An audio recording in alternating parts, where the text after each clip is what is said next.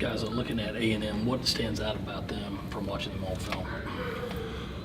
They're a good team. They're a good team. I mean, we lost last year by 30.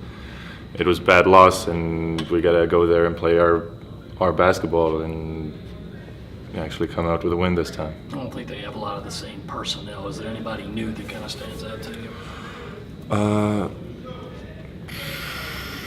Trey, you want to take that? I mean, this is my first time seeing them really play, and that was my first time seeing the personnel yesterday, so I really don't know. What's practice been like, I guess, moving on from Tennessee, and kind of what's been Coach's message to y'all heading into this game? As I said before, it's more sticking to our basketball, to our plays, to our type of defense, just to overall stick to our concepts. Is it, I mean, same energy, no energy to coming out of Tennessee, and it was a pretty physical game?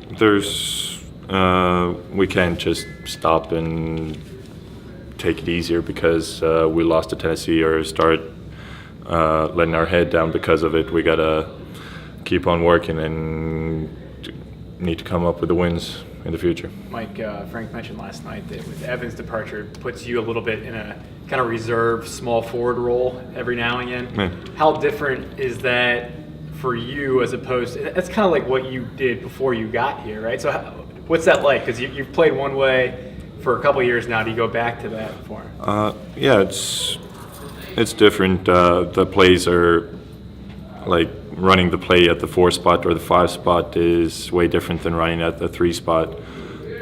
So there's a lot to learn, and I feel like I'll get better as time goes on. Were you more of a 3 though before you got here? Yeah. Okay.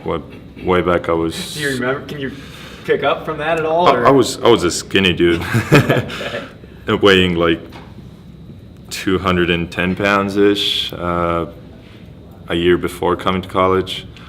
Now 260, so I was a lot lighter on my feet. But what advantages can you do from that position that you are a different body type than most 3s? Yeah, I feel like there's going to be mismatches. Like I can post up 3s and we can create mismatches from there.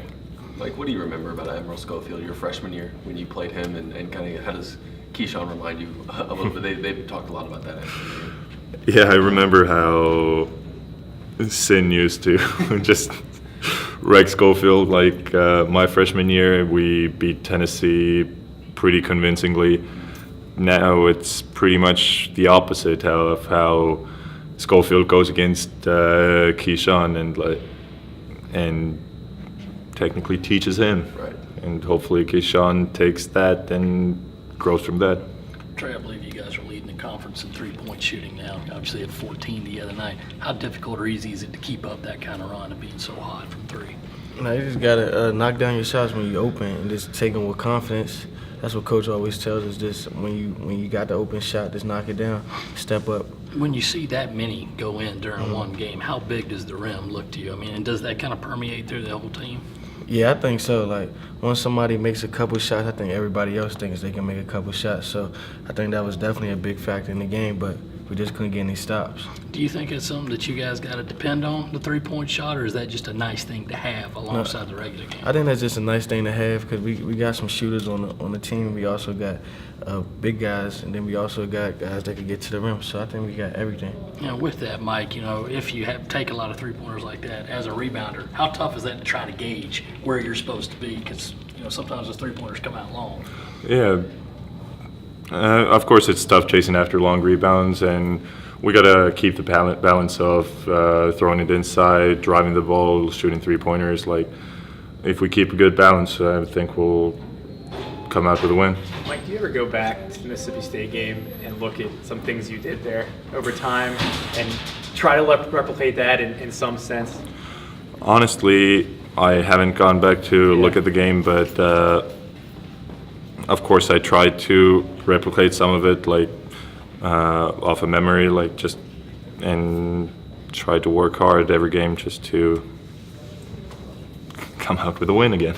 Was that game what did that game do for you? It kind of set a bar, right, that you can reach it. How hard has it been to get there along with being in the flow of everything else going on with this team? Not kind of, being an individual, but it kind of was a blessing and a curse for you. It could have been, right?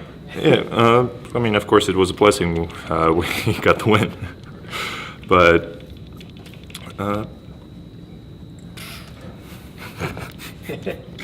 yeah, I feel like